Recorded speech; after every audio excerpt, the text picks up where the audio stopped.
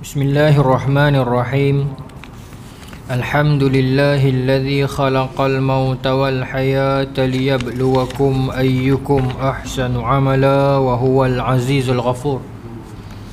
Ashhadu an la ilaha illallah wa ashhadu anna Muhammadan abduhu wa rasuluh. Wa nusalli wa nusallim ala sayyidina Muhammadin wa ala alihi wa sahbihi ajma'in. Radina billahi rabba wa bil islami dina wa bi Muhammadin nabiyyan wa rasula. Tuan-tuan muslimin yang dirahmati Allah, Assalamualaikum warahmatullahi wabarakatuh. InsyaAllah tuan-tuan dan puan-puan, malam ni kita akan menyambung lagi kita punya kuliah yang menggunakan pakai kitab Qisasul Anbiya karangan Al-Imam Ibn Kathir. Kita menyambung cerita yang tergendala beberapa bulan lepas. Kita berhenti dalam bulan 3. Jadi sebagai recap sebelum kita bermula, kita berhenti hari itu pada bab Aisyu dengan Nabi Yaqub. Kalau tuan-tuan ingatlah bulan 3 dulu tu. Aisyu adalah abang Nabi Yaqub yang dia marah kepada Nabi Yaqub. Kemudian Nabi Yaqub melarikan diri. Sampai dekat tu kita berhenti. Maka kita sambunglah malam ni. Tak banyak mana kemudian kita nak pergi terus kepada kisah Nabi Yusuf teruslah. Kisah Nabi Yusuf yang disebut dalam Quran sebagai ahsanul qasasi, cerita yang the best, the best story had ever told, cerita yang terbaik yang pernah diceritakan. Sekarang kita akan pergi sampai bab tu lah. Kita nak habis Nabi Yaqub dulu. Sebab nak pergi kepada Nabi Yusuf, kena clear dulu Nabi Yaqub. Diceritakan bila Nabi Yaqub lari ke satu kawasan. Ingat tak yang mak dia pesan, larilah ke rumah pakcik Laban. Laban ni bapa saudara dia, adik kepada mak dia, mak Nabi Yaqub ni. Maka masa on the way nak sampai ke rumah pakcik Laban ni, Nabi Yaqub tertidur. Sampai setakat tu no. Okey. Pada hari itu juga Yaqub alaihissalam pergi meninggalkan mereka, dan pada petang harinya dia sampai di tempat tujuan dan tidur di sana. Dia mengambil seketul batu dan meletakkannya di bawah kepala lalu tidur. Di dalam tidurnya dia bermimpi melihat seperti tangga yang menjulur dari langit ke bumi. Dia menyaksikan para malaikat sedang menaiki dan menuruni tangga tersebut. Allah Subhanahu wa taala berbicara dengannya seraya berkata, sesungguhnya aku akan memberkatimu dan meramaikan keturunanmu, serta aku jadikan bumi ini untukmu dan anak-anak keturunanmu yang hidup setelah kamu. Maka dalam mimpi Nabi Yaqub tersebut, dia melihat satu tangga yang menjulur sampai ke langit. Tangga tu dalam pemahaman kita disebut sebagai apa? Itulah Mi'raj. Yang kita duk baca tiap tahun bulan Rejab tu, Isra' wal Mi'raj. Mi'raj itulah tangga tu. Bukan Nabi naik burak ke? Nabi naik burak masa Isra'. Isra' yang berjalan minal Masjidil Haram ila Masjidil Aqsa tu burak. Okey. Lepas tu kan disebut Nabi tambat burak tu. Naik ke langit memang ada khilaf dalam kalangan ulama sirah. Ada yang mengatakan naik dengan burak, tapi tak kuat. Ada yang mengatakan naik Allah Ta'ala alam dengan apa yang selayaknya bagi Nabi. Tapi kebanyakan mengatakan ada satu yang disebut sebagai Mi'raj. Mi'raj ini isim alat, tangga macam satu tangga yang naik terus sampai ke langit. Nabi naik macam mana Ustaz? Adakah Nabi langkah satu-satu kau? Allah Ta'ala alam, tak tahulah. Tetapi Mi'raj itu kalau di sudut saraf dia ada isim alat, dia satu alat, satu tangga yang tembus sampai ke langit yang ketujuh lah, sampai langit paling atas. Dan Nabi melewati satu langit demi satu langit. Saya tak ingat di surah ni ataupun di tempat lain, tapi saya duk cerita dah. Langit pertama jumpa Nabi apa, langit kedua jumpa Nabi apa, langit ketiga jumpa Nabi apa, kan sampai di atas sekali. Sampai di atas sekali. Baik. Kemudian di sana ada Sidratul Muntaha kan. Sidratul Muntaha. Muntaha ni adalah isim makan bagi intaha, tunggu, tempat tunggu. Sidrah ni pokok apa? Pokok sidrah ni pokok bidara. Pokok bidara kan, yang dekat kubur tu ke pokok bidara ni? Kan? Iya ke? Kan? Pokok lah. Sidrah ni bahasa Arab maksudnya pokok, pohon bidara. Muntaha isim makan, tempat yang ada pokok bidara yang Allah Ta'ala alam besar ke kecil tak tahu. Tapi di Sidratul Muntaha tu dia macam satu, dalam bahasa yang simple, macam immigration lah. satu kawasan yang macam antara urusan langit dan bumi. Di sanalah dia punya transition dia, di situ. Cuma tak kena letak pasport ni. PKP dia buka tak buka kita tak ada lah kan. Tapi dia seolah-olah begitulah, dia border dia begitu ya. Dia border dia di situ. Okey, baik. Maka itu Mi'raj. Adakah Mi'raj yang Nabi lalui dalam Isra' wal Mi'raj itu dan Mi'raj yang sedang dilihat oleh Nabi Ya'qub ini adalah Mi'raj yang sama? Wallahu ta'ala alam. Tetapi adakah Nabi melihat para Nabi itu dalam pandangan yang real ataupun tidak? Itu yang disebut sebagai yaqazah. Yaqazah ni jadi perbincangan hangat sekarang ni, tentang yaqazah ni. Ada orang menolak yaqazah dan sebagainya. Yaqazah memang ada. Sebab dalil dan Nabi bertemu dengan para Nabi Isra' dan Mi'raj. Cuma orang bincang yaqazah itu dalam keadaan kita melihat seseorang itu atau roh halangan ataupun orang beriman yang telah meninggal ataupun Nabi, dalam keadaan seperti mana Nabi melihat Nabi-Nabi terdahulu, ataupun yang qazah itu bermaksud kita bertemu dalam keadaan sedar dan orang lain pun nampak juga. Yang tu yang menjadi perbezaan para ahli ilmu sekarang ni. Ada yang mengatakan yang qazah ni adalah kita berjumpa berdepan, bukan mimpi, berjumpa berdepan, tapi dalam dimensi yang kita tak tahu nak ungkap, kita saja nampak. Macam Nabi bertemu dengan para Nabi dalam Isra' dan Mi'raj itu. Ada yang mengatakan yang qazah ni adalah jumpa sedar macam ni alam syahadah ni. Cuma orang akan timbulkan persoalan, kalau berjumpa dalam keadaan sedar dalam dimensi ini, mengapa orang lain tak nampak? Tu yang jadi, tak tahu lah, saya tak pasti tuan-tuan follow ataupun tidak, tapi dia jadi perbalahan juga recently ni mengenai dengan status yang qazah itu. Sebab baru ni ada dalam, tak apa saya sebut ni, baru ni ada dalam teks kutubah kan tentang amalan yang qazah itu sesat kan. Jadi menjadi perbincangan orang lah, kita macam mana boleh kata sesat. Mungkin penulis tak bermaksud begitu. Cuma bila teks ni diringkas, so menyebabkan mungkin orang salah faham. Yang qazah memang Nabi bertemu dengan para Nabi sebelumnya. Cuma yang qazah dalam konteks, adakah kalau contoh, minta maaf tuan-tuan, contoh kita kata saya nampak Nabi dalam majlis, Nabi mai kat kita, adakah dalam keadaan itu disebut yaqazah ataupun tidak? Itu yang diperbincang dalam perbahasan yang cukup panjang lah itu. Nanti kita tak habis kuliah pula yang tu. Jadi sampai tahap ada orang sediakan kerusi, ada orang sediakan tempat, yang tu yang menjadi perbincangan. Jadi mungkin teks khutbah itu bermaksud yang tu, bukan bermaksud yang qazah yang lain, yang seperti mana dia fahami oleh ulama yang awal. Tak apa. Kita sambung jelah. Maka dalam mimpi tersebut Allah menyatakan kepada Nabi Ya'qub, Allah akan memuliakan keturunannya, Bani Israel, anak cucu Nabi Ya'qub. Okay. Memang dalam Quran pun sebut kan, ya Bani Israel lazkuru ni'mati allati an'amtu alaikum wa inni faddaltukum 'alal alamin. Bagaimana Allah telah faddal, Allah muliakan, lebihkan Bani Israel berbanding orang lain. Namun ayat yang datang dalam surah yang lain, kuntum khairu ummah, itu mengangkat umat Rasulullah pula. Baik. Sebab Bani Israel banyak memungkiri janji. Ketika terbangun dari tidurnya, Nabi Ya'qub merasa gembira dengan mimpinya yang baru sahaja dialaminya. Nabi sebut dalam hadis, ru'yah salah satun, mimpi itu ada 3. Bushra minallah, kalau yang baik itu daripada Allah. Yang kedua kata Nabi, satu mimpi iaitu igawan seseorang lelaki ataupun kita ni lah, yang tak tercapai di dunia nyata, dia akan terjelmakan ke alam mimpi dia, hulum, dia akan jadi mimpi dia. Dalam dunia nyata teringin sangat nak jadi orang yang hebat, ataupun teringin sangat nak jadi apa, nak menang pilihan raya contoh, masuk mimpi dia menang sungguh. Dia terbawa-bawa benda tu. Okey. Dan yang ketiga yang buruk, yang menakutkan, yang scary, yang memedihkan ataupun yang membawa fitnah, dia daripada syaitan. Dalam hadis Nabi sebut. Baik. Maka Nabi Ya'qub gembira dengan mimpi tersebut. Maka dia bernazar kepada Allah, jika dia pulang kepada keluarganya nanti dalam keadaan selamat, maka dia akan membina suatu tempat untuk menyembah Allah.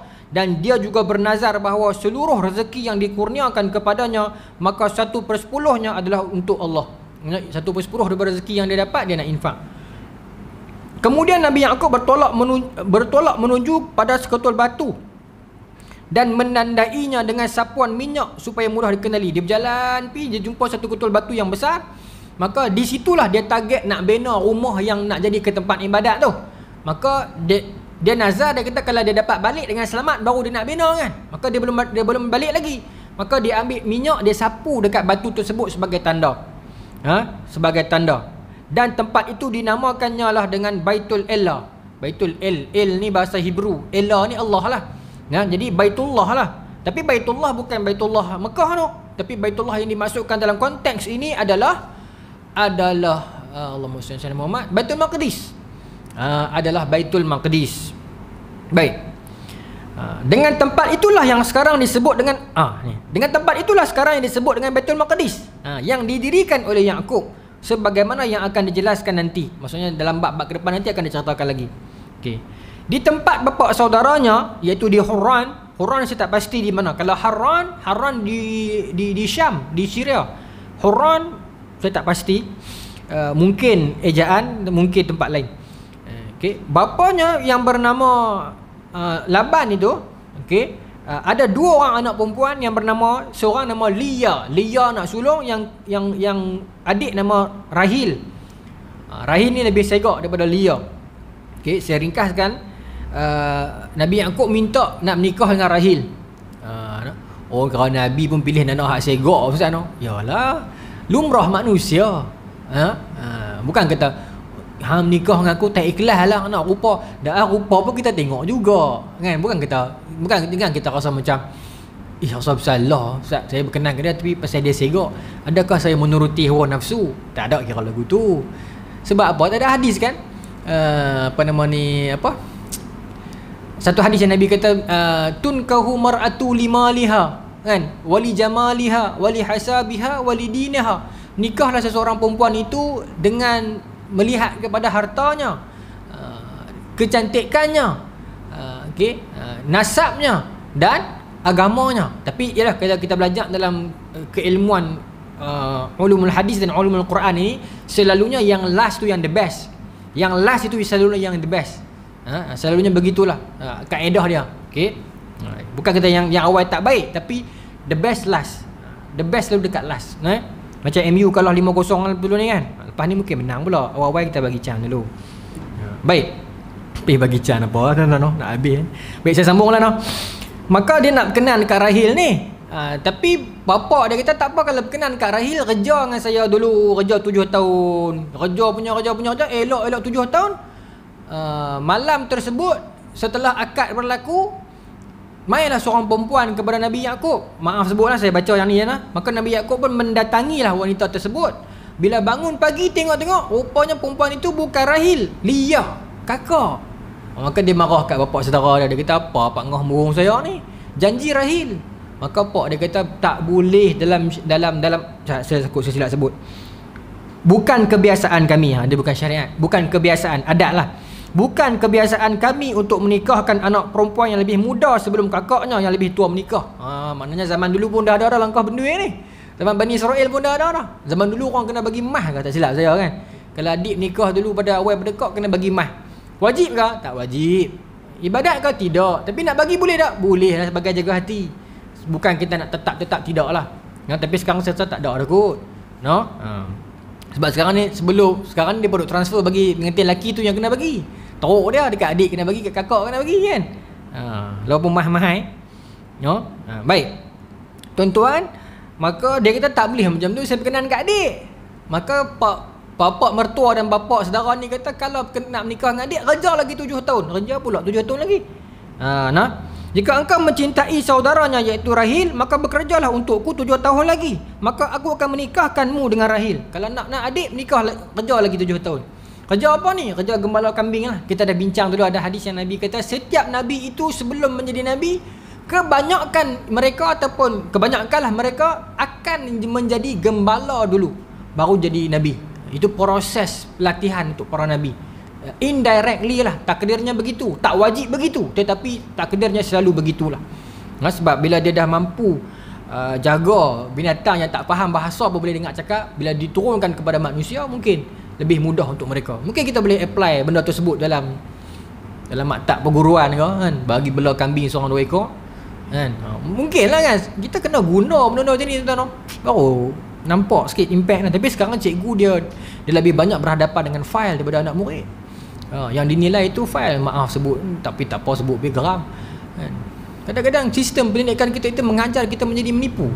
Kalau kita dah tahu budak tu memang tak boleh pi, memang.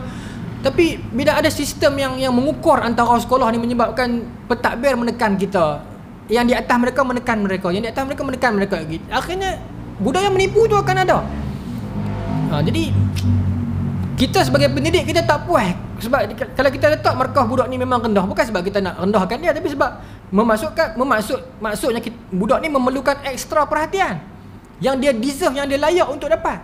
Tapi bila kita kena muhung, kena letak benda tu lebih demi nak jaga ranking, sekolah nak jaga ranking dia, daerah nak jaga ranking dia, negeri nak jaga ranking dia, maka akhirnya kita macam kartun. Sekarang sekolah buka, dia jadi belanggang habis. Ada cikgu sini nanya saya, tak apalah kita mungkin sama pengalaman kot. Belanggang habis ni, kalut habis ni. Masa ni lah dengan trial, dengan periksa nak kena buat juga, nak kena susun jadual penggiliran, mak pak pun macam-macam masalah lah, betul tak? Kan? Pening lah. Jadi takwim tahun ni habis bulan 3 tahun depan. Tuan-tuan tahu kan? Tahun depan start bulan 3, dia akan habis bulan 3 tahun sekali lagi. Tuan-tuan tengok ni takwim KPM keluar dah. Dia akan berganjak. Jadi isu dia nanti kalau budak tu beranak tahun tu, bulan 2 kata dia nak masuk macam mana? Yang tu lah isu dia nanti.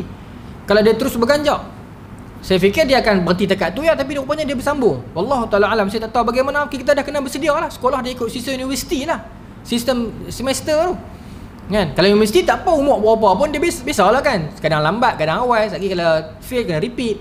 Tapi kalau sekolah memang ikut tahun, 12 tahun ada dah 6, 13 tahun tingkatan 1. Tapi bila dia lari sikit, orang yang beranak dalam bulan sebelum bulan 3 tu, dia nak kira masuk tahun mana. Saya fikir yang tu lah, tak tahulah apa akan jadi. Tapi benda ni kita buat dia. Bagi saya, kita bukan bersaing dengan, kalaulah katakan Penang saja yang tertinggal, negeri lain semua dah pergi jauh dah kan. Mungkin kita wajar untuk takut pasal kita bersaing. Tapi bila satu Malaysia mengalami benda itu, semua yang tertinggal, maka saya fikir kita tak tertinggal daripada sesiapa pun. Orang muda, orang kita kata apa? Benda kita buat dia, bukan dia buat kita. Kita jadi kalut, jadi susah tuan-tuan. Mak ayah susah, cikgu susah, budak susah.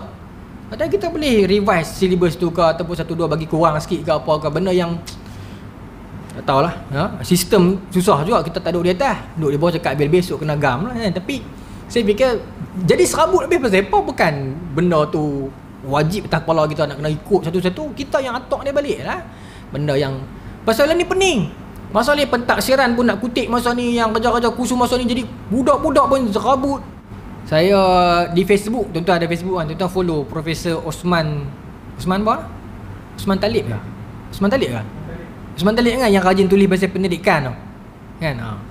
Saya rajin nak follow. Betul lah, dia make sense lah dia punya hujah dia tu kan. Dia kata perbandingan silibus Malaysia dengan negara luar, kita ada anak-anak tuan-tuan, just 1, just 2, tanya mereka, kadang-kadang tinggi sangat.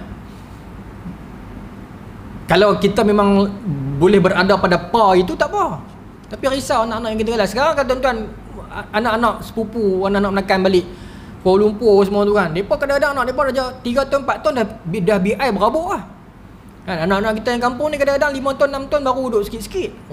Dia akan menjadi gap. Saya tak tahulah. Bagi saya pendidikan isu yang besar di Malaysia ni, kita tak boleh pandang sepi. Benda yang sangat besar. Kita kena buat sesuatu juga. Pasal hari ni dia masuk segala sistem, segala file, segala macam apa. Makin dekat cikgu dengan file, betul. Makin jauh cikgu dengan budak. Akhir sekali, bila pelawat nak datang, bila nazir nak datang, cikgu akan lebih kalut dengan file berbanding cikgu kalut dengan budak. Pelawat yang datang, yang betul-betul tujuan dia hakiki nak tengok kemenjadian budak, dia tak peduli pun dengan budak tu. Budak kena buat kerja sendirilah. Nazir ke pelawat nak main, kalut dengan apa? File. Jadi you yang awak nak tengok kemenjadian budak ke kemenjadian file. File boleh tipu tuan-tuan. Kita geram, kita laki ni buat kerja tapi file tak cantik. Tak ada lah bunga-bunga apa ni kan. Presentation kita kurang tapi kerja kita buat.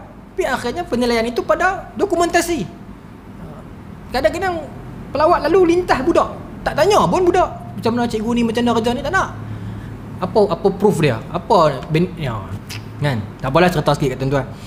Kita tahu sini orang mungkin syarah pada kan, boleh tuan suarakan ke apa-apa kan. Mungkinlah saya sendiri, sebab saya kaunselor di sekolah, saya merasa tak betul ya benda ni. Tapi saya baru 41, bukan umur, grade rendah sekali lah. Nak cakap pun siapa nak dengar, tapi geram kan, geram. Apa ini tak payah buang, biar lah, marah-marah habis lah. Tapi tunggu kan, saya kena tengok apa lintas budak. Budak yang apa betul-betul nak tengok. Patutnya budak yang kena tanya sungguh-sungguh. Ni dia tengok apa marah saya ni, biar kena cepat lagi lah, tak mahu. Okey, maka Nabi Yaakob kerja lagi 7 tahun, maka menikah dengan rahil. Cerai tak Lia? Tak cerai. Boleh ke? Syariat itu boleh. Kita tak boleh lah. Kita kena mati dulu kan, saling tikam orang kata kan. Betul ke saling tikam? Istilah dia kan. Kakak mati ambil adik saling tikam kan. Istilah lama kan. Istilah lama pun kita kena bukukan tuan-tuan. Hilang habis dah istilah lama ni. Kena bukukan balik. No? Tunggin, hawin apa semua tu pun, lorak-lorak tu pun kena lah. Tuwe. Macam-macam lah istilah lama ni. Baik. Maka bapa saudaranya pun mempertemukan Rahil dengan Yakub bersama-sama dengan saudaranya Lia. Yang demikian itu boleh dilakukan dalam agama mereka ketika itu, namun kemudian dinasakh, yakni dihapuskan dalam syariat Taurat. Maksudnya dalam zaman syariat Bani Israel, Taurat pun zaman tu pun telah dimansuhkan dah. Zaman sekarang apatah lagi. Nasi dan mansuh itu biasa dalam agama, memang proses dalam pengambilan hukum. Nasi dan mansuh ada. Pengambilan contoh dalam bab arak kan. Ayat Quran tentang jangan kamu solat, jangan kamu dekati solat. Wala taqrabus solata wa antum sukara. Ayat tu masih ada, kita masih baca. Tetapi hukum itu telah dimansuhkan. Iaitu jangan kamu mabuk masa semayang ya. Masa luar semayang tak apa. Itu hukum asal. Lepas tu berubah yang akhirnya arak kullu muskirin haramun, semua haram kan. Baik. Dan itu kalau bab yang jelas. Ada bab yang tak berapa jelas, ulama akan berbeza. Itu biasa kalau ulama itu mujtahid. Saya bagi contoh tuan-tuan. Kita lupa beberapa pergerakan yang bukan rukun lah di dalam solat. Beberapa pergerakan dalam solat kita terlupa, maka kita kena sujud sahwi kan. Dalam mazhab Syafi'i, sujud sahwi berlaku bila? Sebelum tahiyat akhir kan. Kita sujud sahwi dulu, betul tak? Okey, baik. Tetapi kalau tuan-tuan tengok dalam mazhab lain, mazhab Hambali juga begitu. Tapi dalam mazhab Malik tidak begitu. Kenapa jadi begitu? Sebab para imam mujtahid ni mereka faham di sudut itulah. Okey, saya bagi contoh bagaimana proses hukum jalan. Ada dua hadis. Satu hadis Nabi terlupa tahiyat. Maka sebelum bagi salam, Nabi sujud sahwi dulu. Okey. Ada satu hadis, itu sahih, dalam Sunan Abu Daud pun ada. Ada satu hadis lagi dalam Sunan Tirmizi, Nabi terlebih satu rakaat. Lepas tu lepas bagi salam, baru Nabi sujud sahwi. Maka di sana ulama akan kaji, hadis ni bertentangan. Tengok status dulu. Dua-dua kuat. Macam mana boleh bertentang tapi dua-dua kuat, mutarib. Maka ulama akan tengok setiap satu sisi hadis itu. Jadi Imam Syafi'i melihat di sudut apa? Di sudut Imam Syafi'i kata hadis yang Nabi buat sebelum salam berlaku lebih lewat daripada Nabi buat selepas salam. Dia dua occasion, dua peristiwa. Tapi yang Nabi buat sebelum salam tu berlaku lebih kemudian. Bermaksud kita kira yang kemudian lah. Imam Ahmad juga begitu.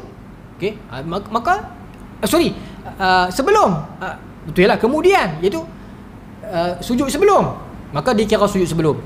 Imam Malik dia melihat kepada konteks apa? Itu yang dikatakan mereka menafsir. Sebab dalam kita nak, bila ada dua dalil yang bertentangan, kita nak jamakkan dia ada beberapa kaedah.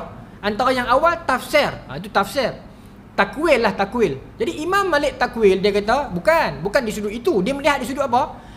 Hadis yang Nabi buat sujud sahwi sebelum salam itu kan Nabi tertinggal tahiyat. Maksudnya dia less, dia kurang.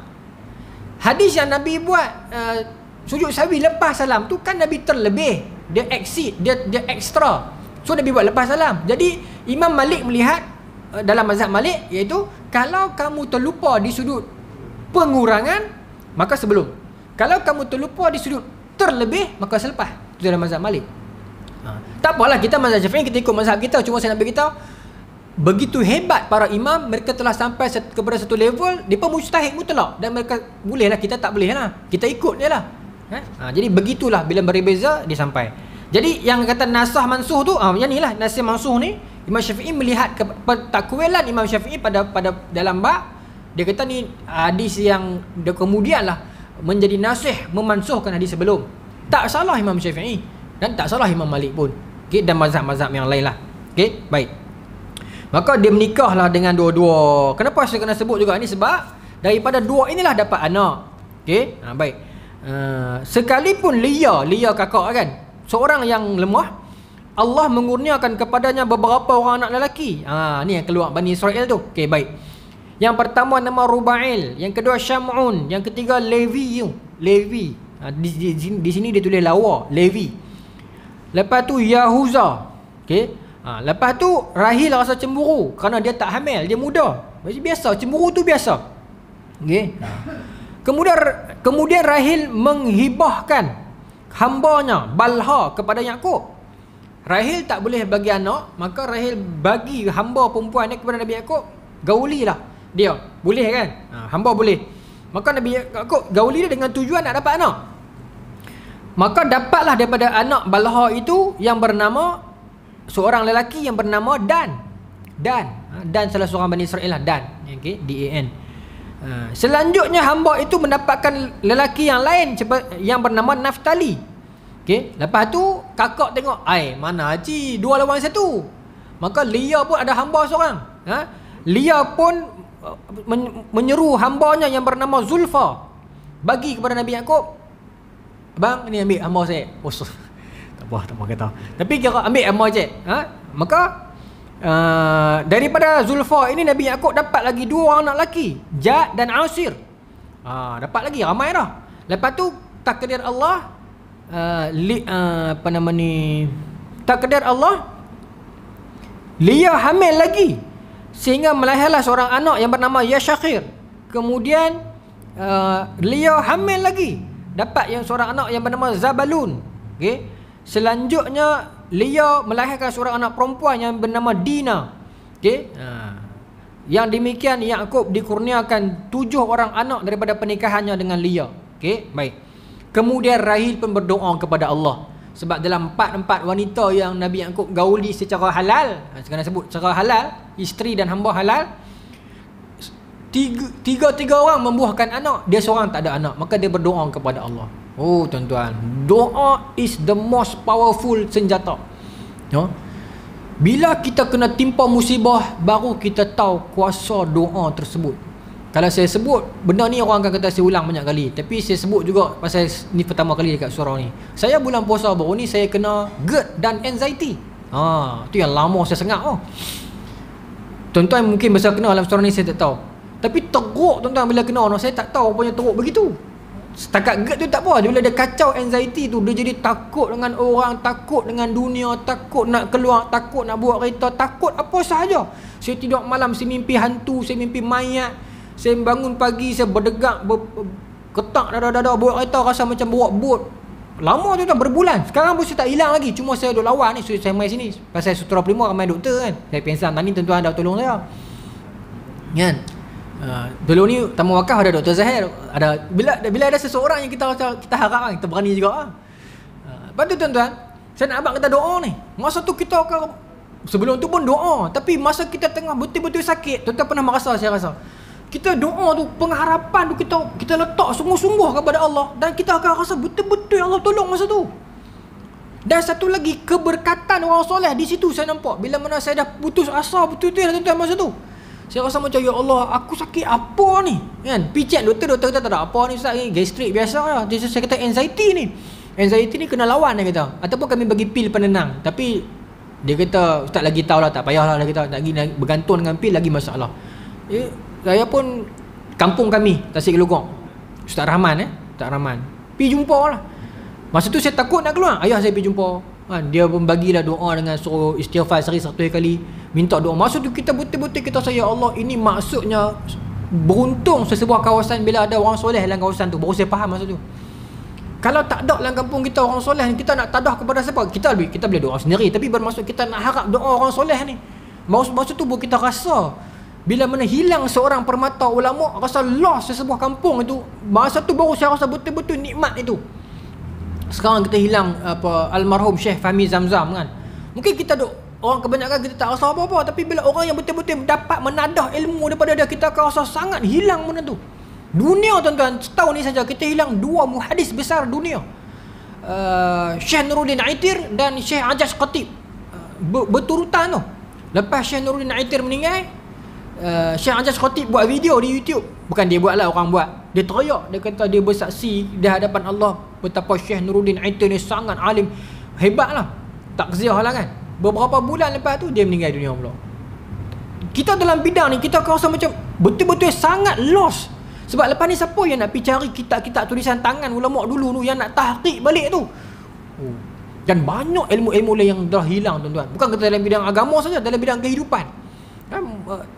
Dalam bidang kehidupan maksudnya macam resipi-resipi orang dulu, mungkinlah bukan agama, tapi bermaksud dalam bab-bab itu pun ramai dah tak ada dah. No? Kita dah di hujung dah tuan-tuan. Baik. Tu cerita dia tu. Tapi tak apalah, sekarang saya okey dah. Cuma GERD ni saya dah okey dah kot. Saya dah makan madu dan sebagainya. Saya pergi KPJ, dia pun suruh skop kan. Tapi saya pula takut. Saya kata saya telan Panadol pun tak masuk. Macam mana nak skop? Lepas tu saya tanya cikgu sekolah saya, dia pun nak skop 2 kali. Doktor cek kata perut biasalah ada luka sikit-sikit tu, dan disarankan agar makan madu dan sebagainya kan. Sebab kadang-kadang luka sikit-sikit ni. Jadi saya pun ikut petua tu je lah. Tapi alhamdulillah tak ada sekarang ni kurang. Minum yang masuk banyak. Tuan perasan saya bukan minum.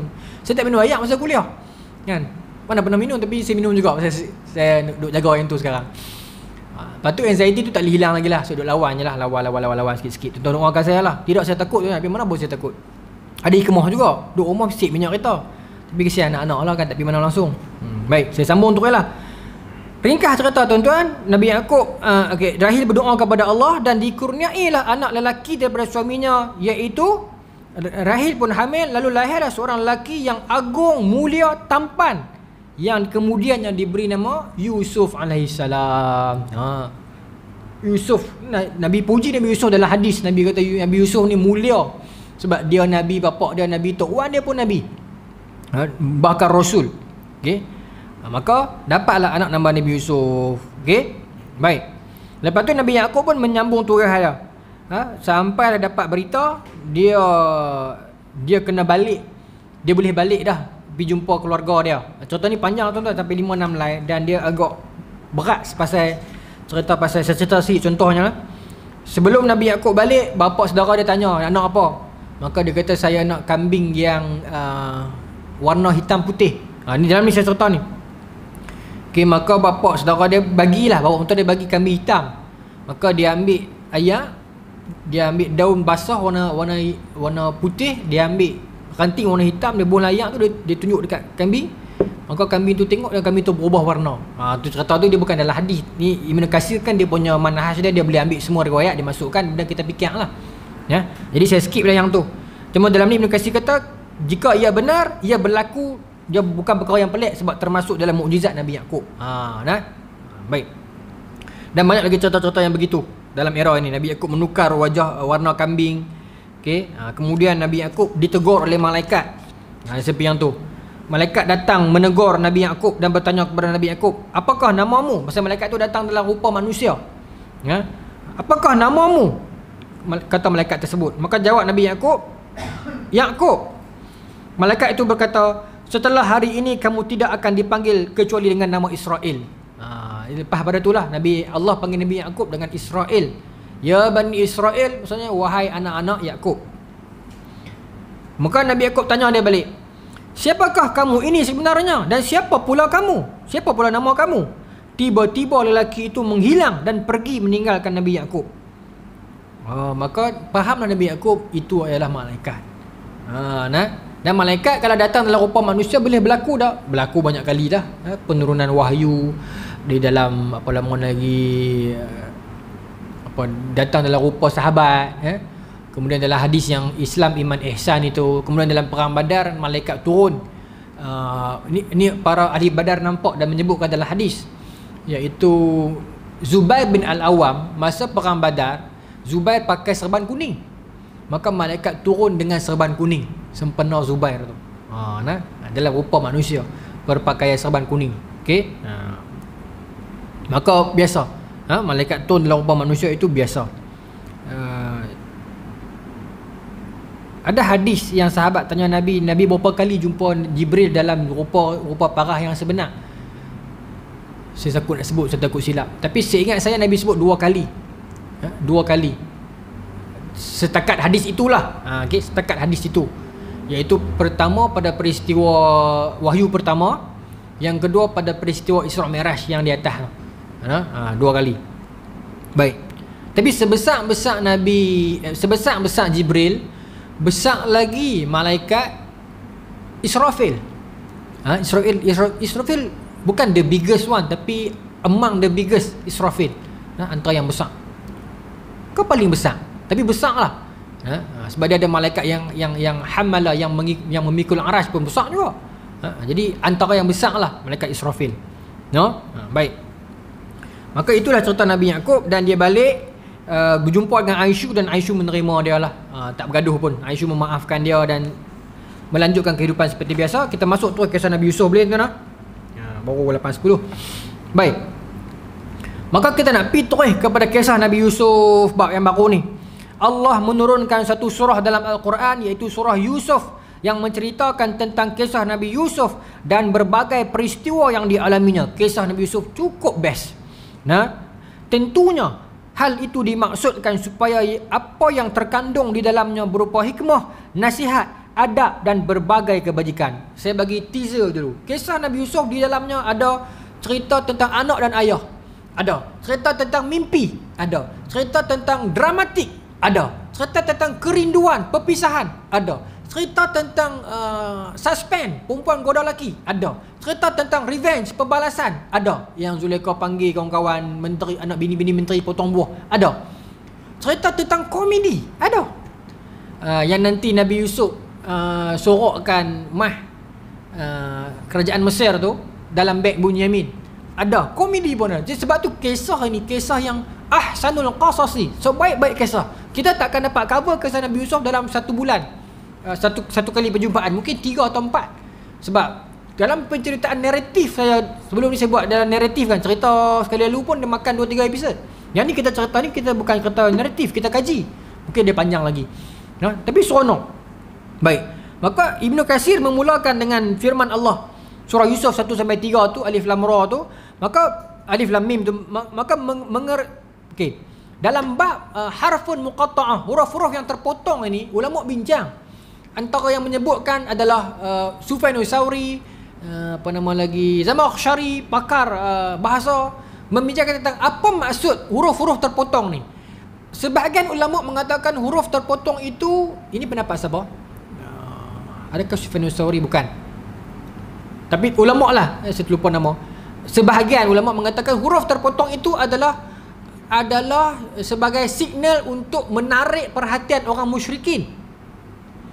Contoh, bila mana terus baca surah, orang musyrikin mungkin dia dengar macam tu je. Tapi bila sebut alif lam mim, jadi apa dia ada nak habaq apa tu? Depa akan mendengar. Itu sebahagian pendapat, tapi dilemahkan pendapat itu oleh Ibnu Katsir. Kemudian ada mengatakan potongan-potongan itu adalah nama-nama Allah. Itu pun pendapat itu pun dilemahkan juga. Ada yang mengatakan salafus soleh secara am mengatakan itu adalah rahsia Allah. Okay. Ibnu Katsir di dalam kajian dia menyebutkan, tak sebut dalam ni, tapi dalam tulisan yang lain, dalam tafsir Ibnu Katsir mengatakan bila dia kaji balik huruf-huruf muqatta'ah, huruf-huruf terpotong ini, kalau kita kaji balik ada 17 surah kot. Bila kita baca, di dalamnya mesti ada ayat yang menunjukkan tentang kebesaran Allah. Yang ayat-ayat 5 sebut juga, tapi yang betul-betul kau-kau ni, maka mesti awal surah itu ada harfun muqatta'ah ni, huruf-huruf terpotong ni. Jadi support tu lah dalam surah Yusuf ni juga. Okey. Baik. Maka tuan-tuan, ada satu hadis yang lain, dalam tak sebut. Nabi kata, alimu ahlikum aw kama qala. Ajarlah keluarga kamu, anak-anak kamu, hamba-hamba kamu surah Yusuf, surah Yusuf. Bagi mereka baca. Biasakan di rumah kamu ataupun ajaklah isteri kamu, keluarga kamu, anak kamu dan hamba kamu surah Yusuf. Kerana hawinallah sakaratul maut, Allah akan meringankan sakaratul maut kamu. Hadis ni Ibnu Katsir kata, dalam ini ada tak?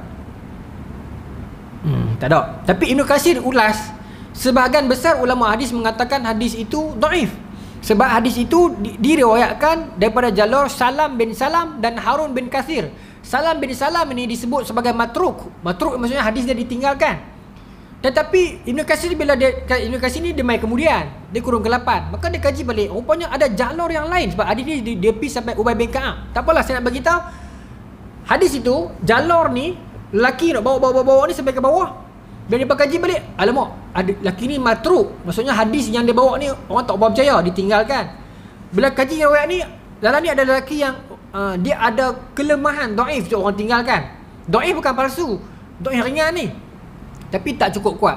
Tapi kata Ibn Katsir, ada jalur yang lain yang kuat. Jadi, tapi dia tak boleh jadi semua jadi kuat. Maka dia antara kuat dan tak kuat lah. Dia dhaif yang ringan. Maka baca bila Imam Baihaqi di dalam Ad-Dalail mengatakan di Madinah bila Nabi baca surah ni, orang Yahudi dengar masuk Islam. Lembut hati. Lembut hati masuk Islam. Ada orang kata baca surah Yusuf anak jadi segak. Handsome, betul ke? Kalau baca bila Quran ni cuma kita jangan mengkhususkan fadilat itulah. Bagi saya bacalah surah apa pun. Cuma dulu orang tua kata baca Quran ni hangat. Saya dengar orang tua dulu kata kan, baca Quran banyak-banyak ni hangat. Bacalah. Kalau hangat ulama dulu sampai sehari khatam sekali, 2 hari khatam sekali, kadang sehari khatam 2 kali pun ada kan. Tapi kalau kita rasa Ustaz sebagai ikhtiar, saya tak percaya, saya tak mengkhususkan pun akan jadi lagu tu, tapi ikhtiar ambillah, tak apalah. Cuma jangan kita jadikan dia satu kepercayaan khusus, unless dia ada fadilat yang khusus. Baik. Tapi yang kata ringan sakaratul maut itu ada hadis, cuma saya sebut dia dhaif. Okay? Tapi bolehlah, dia bukan palsu. Dan sebab saya kata tadi ada jaluran yang lain, daripada jaluran Ali ni saya catat ni, Ali bin Zaid bin Juda'an, daripada jaluran itu. Imam Ibn Asakir pun dia bawa main satu jalan, yang Salam bin Salam yang ditinggalkan itu dia ambil daripada Harun bin Kasir. Imam Ibn Asakir dia ambil dia ada satu jalan yang tak lalu dekat Salam ni, dia lalu dekat orang lain, Qasim daripada Harun. So selamat daripada jalan Salam ni. Dia teknikal lah tuan-tuan itu. Tapi ulama dulu dia akan cari. Macam mana saya nak abang macam kita cari rezek kan? Tak ada sama macam tu. Saya nak abang macam mana tuan-tuan contohnya. Okey, contoh hadis tentang tasbih kafarah yang kita duk baca lepas habis majlis tu kan. Hadis tu cukup cantik, susunan ayat, fadilah dan doa cukup kemas. Tetapi dia berlaku satu permasalahan bila hadis tu kebanyakan yang carry hadis tu lelaki-lelaki yang lemah. Bukan yang palsu, bukan yang penipu, yang lemah, yang tak siqah. Okey. Maka Imam Muslim biasa dengar hadis tu. Ni saya cerita biografi sikit. Bila Imam Bukhari sampai ke Naisabur, masa tu Yahya bin Yahya Az-Zuhli bagi tahu dekat anak-anak murid dia, Nindia. Dia sebut Nindia tu. Bukhari dah sampai dah. Mana-mana rancak ni. Sampai dah. Sampai dah. Pi berguru dengan dia orang pandai. Maka Imam Muslim masa tu dia berguru dengan Yahya bin Yahya Az-Zuhli ni, tokoh besar. Maka dia pun pi majlis Imam Bukhari. Dia duduk dengar kat belakang lah. Imam Bukhari dia pun betul yang satu-satu riwayat kan. Lepas tu ada orang tanya Imam Bukhari tentang hadis ni. Hadis yang saya kata tasbih kafarah ni. Maka Imam Bukhari kata hadis ni memang cantik, memang sedap, memang kuat. Cuma jaluran yang glamour dah sampai kat kita, lelaki-lelaki di atas tu lemah. Jadi adakah hadis ni lemah? Kan? Tapi Imam Bukhari kata tapi sebenarnya hadis ni tak lemah, hadis ni kuat. Pasal saya ada simpan sanad jaluran yang kuat. Tuan-tuan faham maksud saya no? Maksudnya hadis ni betul Cuma okey, jaluran ni ada 5 orang lelaki dia bawa satu, tapi 5 ni ada masalah. Jadi menyebabkan hadis ni orang ingat dhaif lah. Jaluran ni pun lelaki ni ada masalah, dhaif lah. Tapi rupanya ada jaluran yang lain, lelaki perawi yang bawa ni semua bagus-bagus, siqah yang sahih. Tapi orang tak jumpa lagi jaluran ni. Jadi masa tu orang ingat alamak hadis ni lemah ke? Tapi hadis ni best. Tiba-tiba Imam Bukhari bagi tahu ada sanad yang kuat dan saya ada sanad tu, saya pergi berguru. Saya dapat satu-satu. Imam Muslim dengar tuan-tuan benda tu terus dia meluru pergi depan, dia cium kepala Imam Bukhari ni. Dia cium, dan dia nak tunduk dan nak cium kaki dah. Imam Bukhari terus tarik dia, peluk dia. Imam Bukhari tu pasal apa ambil terang ni. Maka Imam Muslim kata aku dah lama dah nak sangat hadis tu. Kan? Rupanya tuan guru ada hadis tu no. Maksudnya bila saya baca tarjamah tu, cerita biografi tu, kita rasa macam ya Allah, zaman dulu depa cari hadis macam cari Dragon Ball tu. Tu ya tuan-tuan. Punya seronok nak dapat satu-satu tu, rasa ya Allah rupanya ada no. Kan? Dunia zaman tu, dunia keilmuan kan zaman tu kan. Seronoklah. Kita dah terlepas lama dah. Dapat satu-satu benda tu rasa macam rare betul ya dapat barang ni. Kan? Dapat barang rare orang kata kan. Maka Imam Bukhari kata demo kena barang lah. Saya nak sungguh-sungguh kan. Sengah kan tak apa, janji aku ada sanad. Ni dia nak sanad yang salim, yang sahih. No? Jadi Imam Bukhari riwayat kepada Imam Muslim riwayat dalam Sahih Muslim, kita boleh baca lah hari ni yang kita nak baca tasbih kafarah tu. Tu cerita sampai kat kita tu. No? Bunyi saya minta tajuk sikit 5 minit lah. Baik. Maka tuan-tuan, hadis tadi itulah saya cerita nah. Baik. Lepas tu bagaimana turunnya ayat ini, kita nak bincang itu dulu.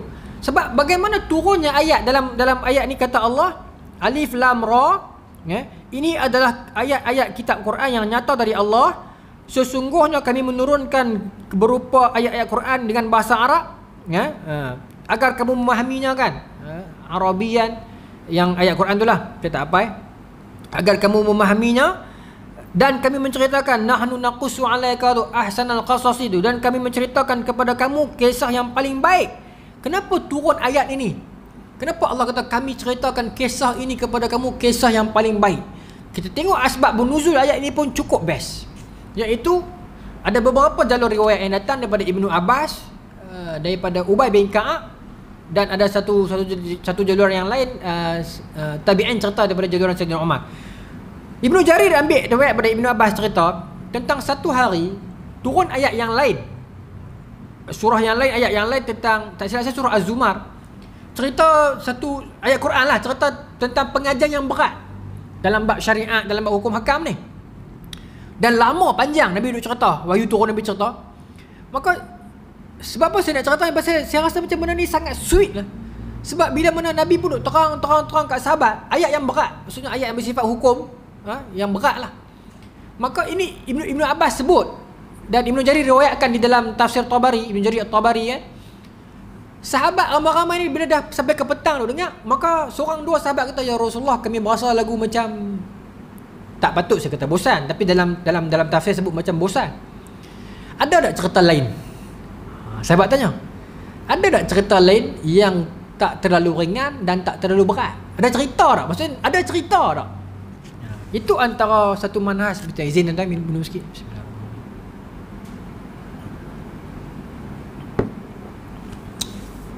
Itu antara satu manhaj dakwah saya kira. Nabi tentang beri pendidikan yang berat, yang syariat, yang muhkamat semua. Lama dalam tafsir, dalam riwayat Ibnu Abbas ni kata lama. Lepas sampai sahabat kata, Rasulullah ada tak cerita-cerita nak selit? Maknanya itu manhaj dakwah jugalah. Kita kadang-kadang kita berceramah, kita berkuliah, pengajian yang berat-berat, 2 jam setengah katakan kita punya lecture, full of facts, mungkin berat sangat. Jadi kita selitkan selingan cerita nak bagi audien pun dengar tarik minat. Jadi saya fikir itu memang manusiawi punya lumrah. Asal dia daripada mana? Ni asal dia. Saya fikir kalau kita tanya, kalau telusuri balik, main mana ceramah ada banyak cerita ni? Yang ni lah kot, kan? Kadang setengah ustaz kan dia mengajak fardu ain, tapi ada cerita dia selit para sahabat, para tabi'in, kan? Mungkin beginilah nak tarik audien, nak bagi, sebab cerita memang sifat dia, orang suka dengar. Ya? Maka sahabat kata, ya Rasulullah, ada cerita apa-apa tak? Betul yang turun ayat ni. Allah kata, mai aku nak cerita yang terbaik. Mana Allah meraihkan perasaan para sahabat ataupun para hamba lah. Ya? Ada masanya manusia bosan, manusia sifat dia begitu. Ada masanya manusia dia rasa penat. Ada masanya manusia dia perlukan hiburan sedikit, 1-2 hiburan. Itulah sifat manusia. Kita tak boleh, kita mungkin boleh berbohong kepada orang lain, tapi kita tak boleh berbohong diri sendiri. Kita mungkin boleh membalut kepala kita dengan lilitan yang besar, pakaian yang labuh, dan pakai-pakai keagamaan, dan kita boleh menunjukkan kepada dunia yang kita ni betul-betul baik dan wara. Tapi kalau itu bukan diri kita, kita akan mungkin bertahan sehari dua, kemudian kita akan menanggalkan segala-galanya.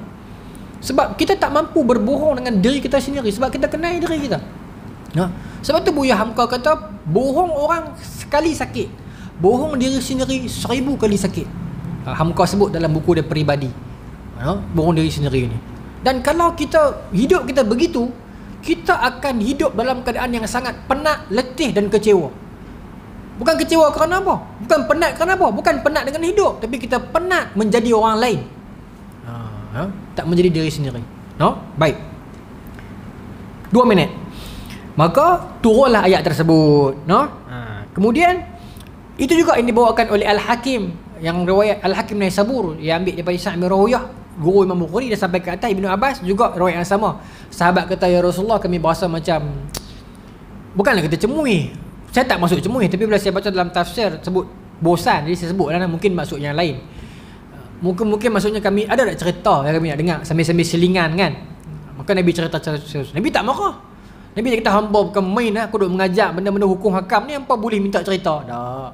Allah meraihkan perasaan sahabat, Nabi meraihkan perasaan sahabat, diceritakan. Kemudian yang ketiga, yang ni menarik. Ini duduk dalam Musnad Ahmad. Imam Ahmad bawa satu riwayat yang cukup menarik. Bila mana Sayyidina Umar, satu ketika Sayyidina Umar mai dekat Nabi, bawa satu lembaran kisah Nabi Yusuf lah. Sayyidina Umar ambil kisah ni daripada Bani Quraizah di Madinah. Dia berhidup macam orang biasa, Islam, Yahudi ni kan. Maka bila sembang tentang Nabi Yusuf, orang Israel mereka tahu lah, mereka perlu kitab. Tapi yalah, mereka dah tambah dah kitab-kitab mereka kan. Maka dia pun cerita kat Sayyidina Umar. Sayyidina Umar pun bawa lembaran itu pergi tunjuk dekat Nabi. Bila tunjuk dekat Nabi, Nabi kata, adakah catatan tu? Sayyidina Umar kata ada. Nabi kata, buka baca tengok. Bila Sayyidina Umar baca sikit, muka Nabi berubah. Kata ulama, kerana cerita itu versi Israel ni, mereka telah edit banyak lah. Mereka telah tambah kau tukar watak apa semua ni sampai jadi nampak merepek lah, sampai jadi nampak tak make sense, sampai mengubah Nabi kita. Sebab tu kita dalam kisah Nabi Ayub yang sakit tu kan, kalau kita kaji di sudut Quran dan hadis, Nabi Ayub memang sakit, tapi tak terlalu sakit sampai tahap menggugurkan kedudukan kenabian dia. Sebab Nabi Rasul ni sifat dia apa? Dia munba, dia menyampaikan. Naba'a yunbi'u inba'an. Dia menyampaikan, dia menerima dan menyampaikan. Jadi kalau kita baca versi yang Bani Israel ni, ataupun orang bagi apa? Israeliat ni, dia terlalu kan, kita sampai ulat jatuh, sampai tak boleh, sampai teruk sangat. Maka ulama dalam bidang tafsir, sirah dan hadis kaji balik, memang sakit, tapi tak dok lah sampai teruk, sampai orang kata apa, hyperbola, orang Melayu istilah sastra kan, hyperbola sangat. Itu yang kita kena kaji balik. Sebab tu bila Sayyidina Umar baca kisah Nabi Yusuf, maka muka Nabi berubah, maka turun ayat ini. Allah kata, mai aku cerita versi yang lebih baik, yang lebih benar. Maka mencari kebenaran itu perlulah dalam kalangan kita para penuntut ilmu. Regardless of siapa orang itu, kita kena cari kebenaran lah. Ya, wallahu taala alam. Itu sebagai permulaan ya. Maka bulan depan kita akan sambung insya-Allah. Kita nak ceritalah mimpi Nabi Yusuf tu. Itu starting cerita tu. Yang Nabi Yusuf kata, ya wahai ayah, cik mimpi sebelah bintang, bulan dan matahari sujud kepada cik tu kan. Tuan-tuan pun tahu kisah tu, tapi kita nak sambung bulan depan secara teknikal dia macam mana, insya-Allah.